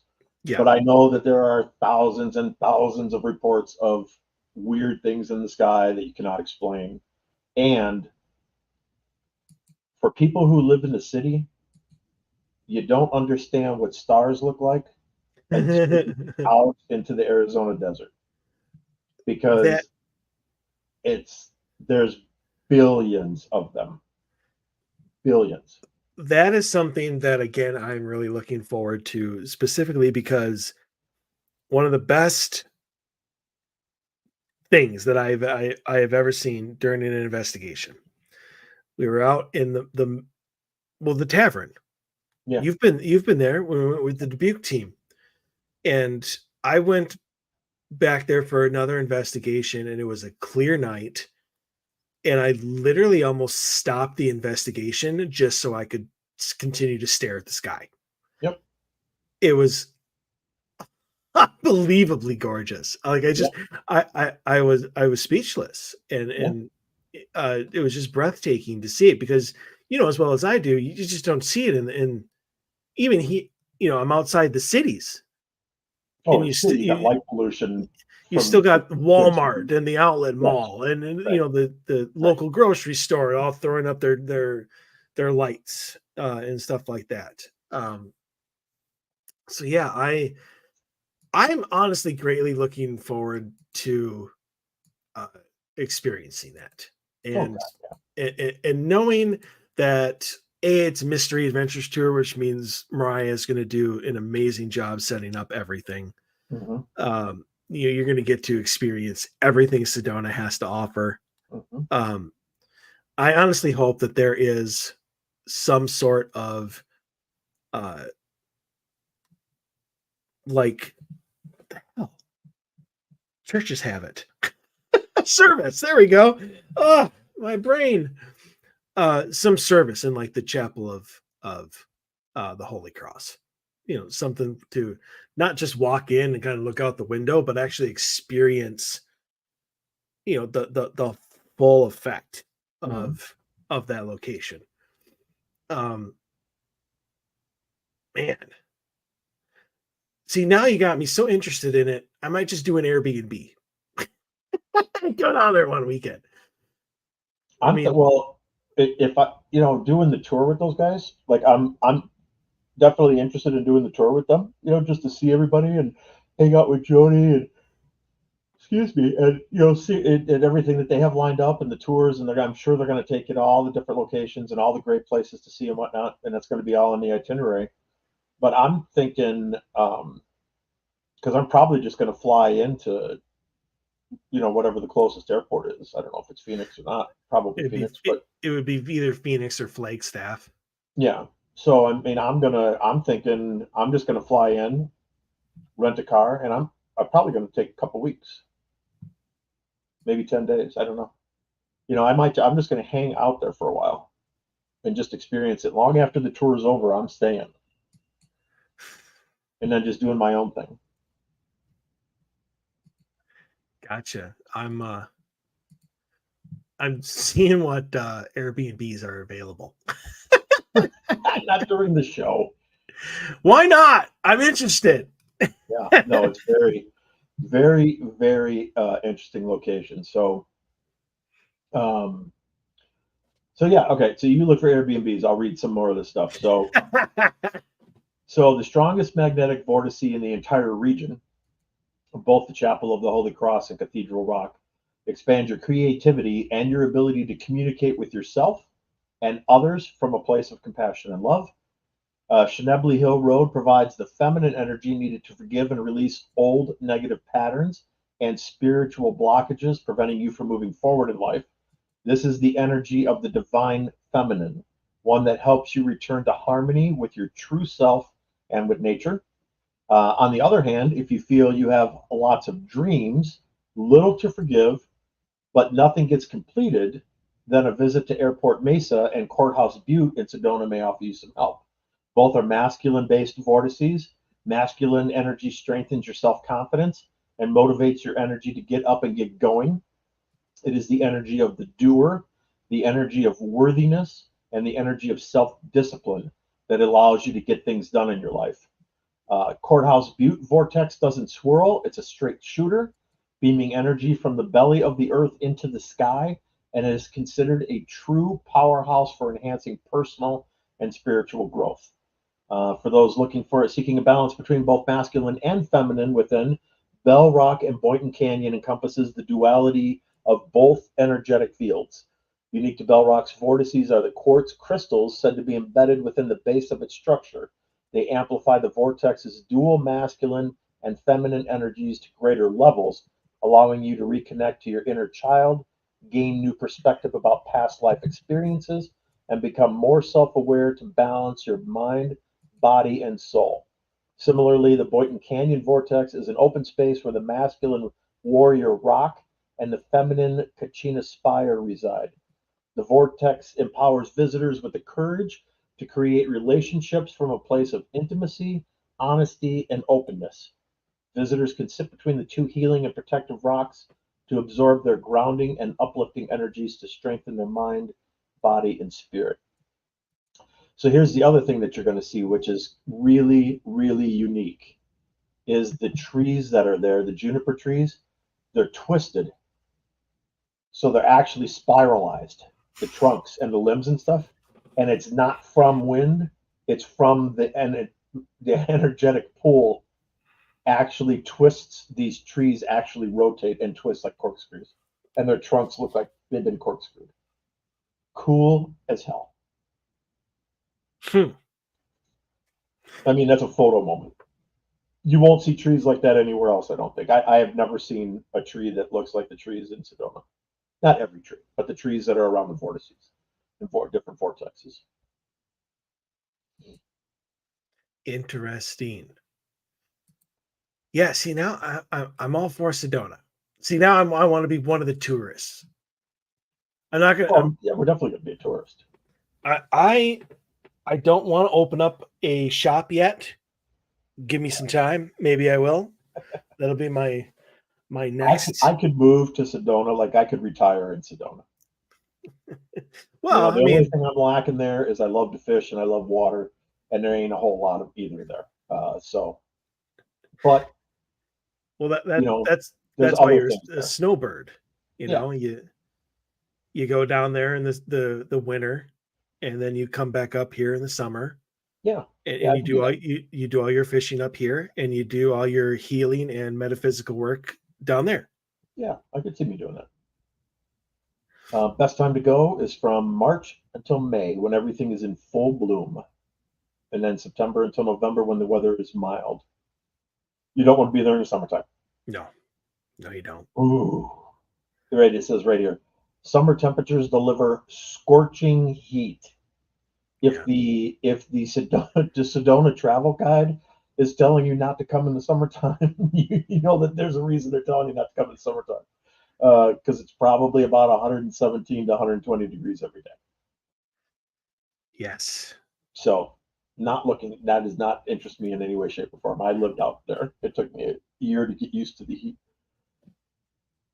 No thanks. Yeah, I'll pass. So do you think, I mean, obviously, at least I do. So do you think that it is these vortexes, it is these energies that is the reason why it's bringing all of this UFO activity there? Oh, absolutely. Do you think that they're able to manipulate the energy in the vortexes in order to create like interdimensional like portals and stuff like that for them to fly through? I don't know. That's a good question. I don't know that I have even a good answer for that, but I do think that the reason there's so many sightings there is because they are getting something from there, just like we get something from there. I think it's that special of a location. I think that they're getting something, whether it's energy for their ships, whether it's healing properties if they're unhealthy or sick. I don't know, but I think that they're there for a reason. Or maybe because we're flocking there, it's a great observation point for them. Like we've talked about, right? Like, they just like to watch us. And so maybe that's what it is. Maybe they're there just to watch us. And every once in a while they forget to turn on their cloaking device. It's their drive-in movie theater. Yeah, right. Hey guys, it's time for another episode of Sedona. I mean, you got like 11, 12,000 probably now, like year-round people that live there. I didn't look up the visitor numbers, but it's got to be in the hundreds of thousands. I put it in the millions, honestly. Yeah. Yeah, I would think it's at least hundreds of thousands a year go there. They go to Sedona to heal, or to meditate, or to take hot yoga or whatever. I think people go there to heal. But I think too, like Kathy's going to Mount Shasta and she's going there with a spiritual guide. I think that Mount Shasta is another one of those incredible places that has the ability to heal, and it has those vortices there too, and it has lenticular clouds. You you need to let that go. You That need to is let never getting let go. Those are UFOs. Clouds my ass. lenticular clouds are not UFOs. They certainly They're are. not even UAPs. They're exactly what they look to be. Yeah, They're alien craft right out in the open. Anyway, I digress. I digress. Bradshaw Ranch, Bradshaw Ranch. Yeah, let's which go there. apparently isn't Bradshaw Ranch anymore. It's been sold. No, And actually, it's taken. well, I did read that there is a rumor that it was confiscated by the U.S. government. Well, according to federal and government documents that were revealed or had to be released due to the Freedom of Information Act, it was taken by eminent domain. But Mr. Bradshaw was compensated to the tune of $3 million, roughly. It's not bad for the government, considering they didn't have to give him anything. So the rumor is that it was confiscated by the U.S. government because it housed one of the most powerful interdimensional portals on the planet. Yep. His wife took a picture of it opening. That's one of the most famous photos in the world of paranormal. I've never seen it. And the girl sitting on the tombstone in the cemetery in Illinois. I've never seen that one that she took. That picture she took from her kitchen window, there was a tear in the sky and there was a bright orange universe. And she took a photo of it, and there is a hole in our sky and another universe. Photoshop. Right, it was not Photoshop. It was taken in like 1970. There weren't even computers. Well, maybe That's she like saying had my Polaroid is Photoshop. she had a beta test of Photoshop. That's what it was. She was using. Yeah. It was probably an orange peel. That's what it was. Yeah, she hung it outside the window and took a picture with a crappy camera. That's right. Well, everything is blurry. Even now, we have 8K or whatever out there, and everything is still blurry. Well, you know why? Because it's the energy surrounding the event, right? If you've got a dimensional rift going on, and you're lucky enough to and alert enough to grab a camera or grab your phone and try to record it or take the photograph of it, you're never going to get a gin clear picture of that because there's so much energy distortion happening that what's there is there. It's the same thing with the Polaroid I have. You can see what's in the background, but there's all kinds of weird distortion going on. There's all this weird distortion. Well, you have to look at the picture again. Well, everything looked clear to me. It just, including the guy. Well, the guy's definitely clear. I mean, you can clearly see him. So you can see what he's doing too. yes, indeed. So I why do you think it's Bradshaw Ranch? Like what is special about Bradshaw Ranch? I don't know. I think Bradshaw Ranch is like Skinwalker Ranch. I don't know if there's a interdimensional portal there. I don't know if it's a wormhole, a traversable wormhole, like what they think is over the triangle, that they're pretty convincingly pointing in that direction with scientific evidence that it looks like there's a traversable wormhole right over the top of the triangle on Skinwalker. I don't know if Bradshaw Ranch is the same or not, but if there wasn't something really unique going on there, why in the hell would the government pull an eminent domain on a 172-acre ranch in the middle of absolutely nowhere? Right. Yep. I mean, right now, I know that there's like a 20-acre parcel or 22 acres part of the ranch where the University of Northern Arizona has, what's it called? Not Sega.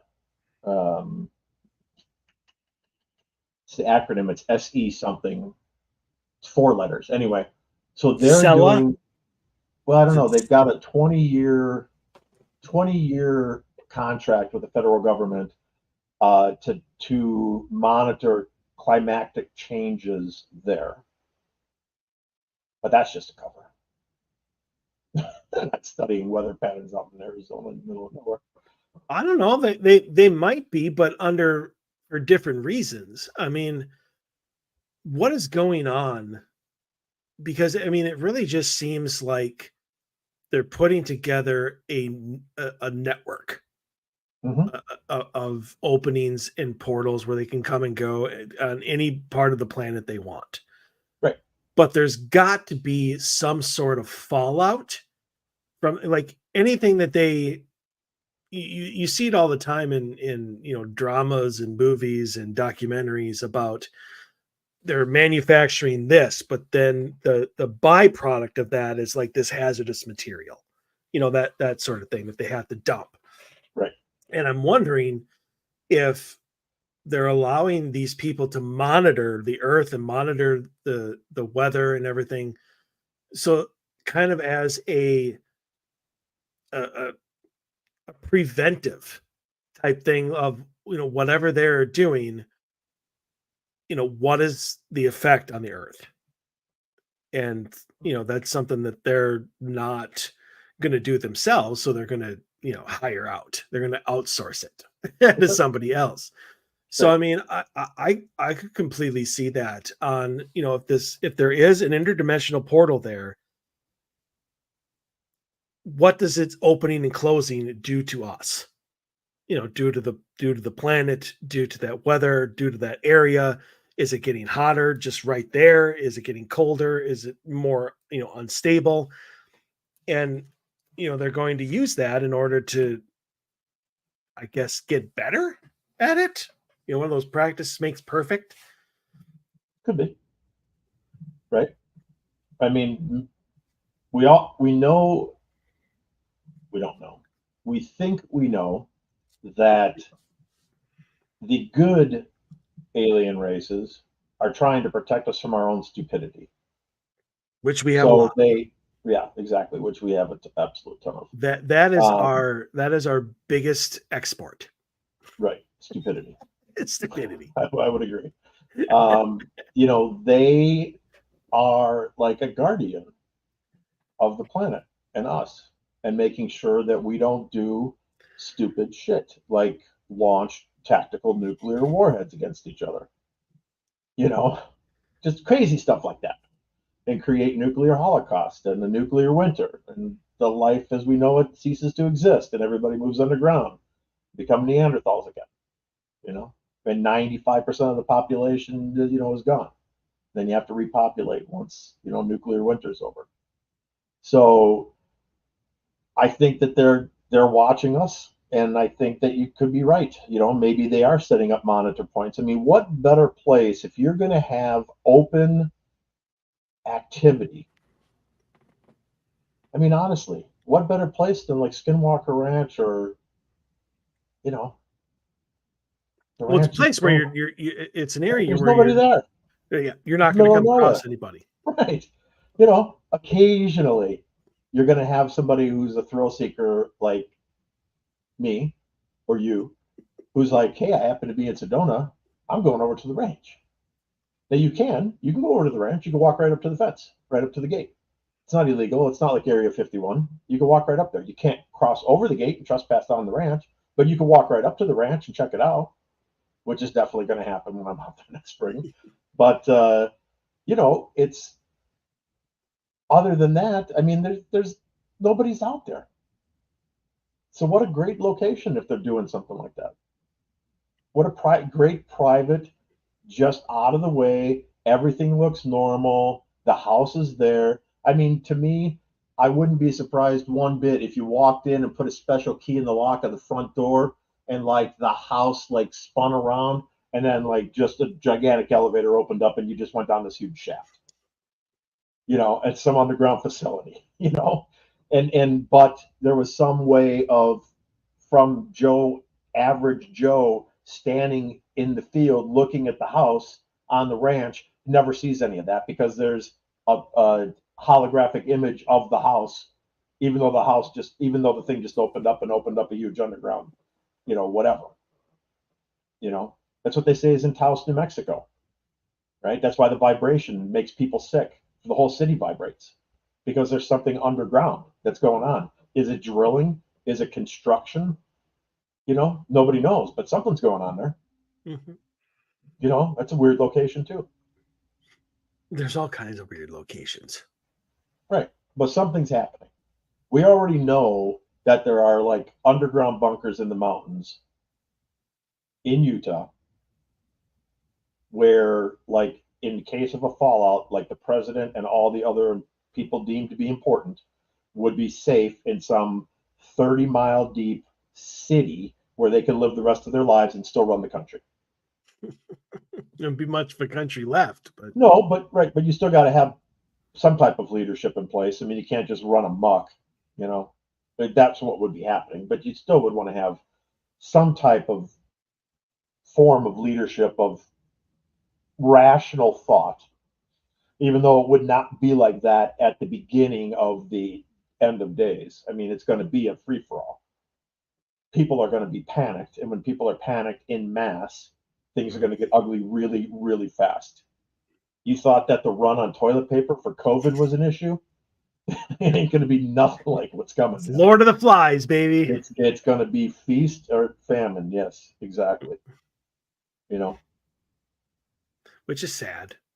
It is, because we're just going to revert back to our Neanderthal selves. Grab a stick and hit somebody with it. We are a savage race. We are a savage race. We always have been. We like to think we're not. We like to think that the world's evolved and that we've evolved and it's all about love and light and hugging. It's not. It's all about power. It's all about power. And with power comes corruption, and the smoke screen is the Love and Light show. We are coming up on the end of the show. Yep. I just want to say that for should the both of us, and right now it appears to be the both of us, go to Sedona, we will attempt to do as much as we can to do a live show. I would love to do that. From Sedona. That'd be great. It would be great. I can fit a lot in my my golf case, so I won't be taking my golf clubs with, but I could be taking my laptop and microphone and and we get all my stuff. I can get all my stuff in my laptop bag, so be good. And I'm pretty sure. So I found a house that looks like it's kind of like right down the line from the chapel. Oh, nice. Up on the hill, kind of. And it's gorgeous. Looks down over the valley. Yeah, and it's like right in the mountains, and everything is beautiful. So I mean, we'll just have to talk to Mariah about us getting our own Airbnb instead of like a hotel. Yeah, I don't think that'd be an issue. Probably not. Plus, then we can obviously sit outside and watch the sky all night. Yes. Anyways, I just found another one. Little expensive. Yeah, expensive. It's not cheap to go to Sedona. No, but we should throw that in there too. That Sedona is not what it used to be. There honestly, there are some Airbnbs here that I've seen, like they're like condos or apartments and stuff like that, that are reasonably priced. Like they're cheaper than hotels around here. Yeah. But this is a cabin up in the mountains where you can hike Cathedral and then cool off in Oak Creek, and that's where it's got the pictures of the windows and the views are just unbelievable. Decks and jacuzzis and 2,000 a night, 2,500 a night, $373 a night. Yeah, it's cheap. That is cheap for what I'm seeing. That's cheap. Yeah, it's cheap. But especially if it's that close to like, High Cathedral and stuff like that. Yeah. So anyway, we'll talk about that much later. But we'll be back next week with another brand new episode. Absolutely. For those of you who we have piqued their interest in Sedona, go and look this stuff up. You're gonna want to go. I'm gonna tell you, it's your next vacation. It's your next vacation. Exactly. Yeah. There's a lot of really cool stuff to see in the state of Arizona. Just don't go in the summertime. You won't enjoy yourself. No, you won't. But all right, we'll be back next week with another brand new episode. Until then, stay healthy, stay safe. Want to see you back here, everyone. Have a great night.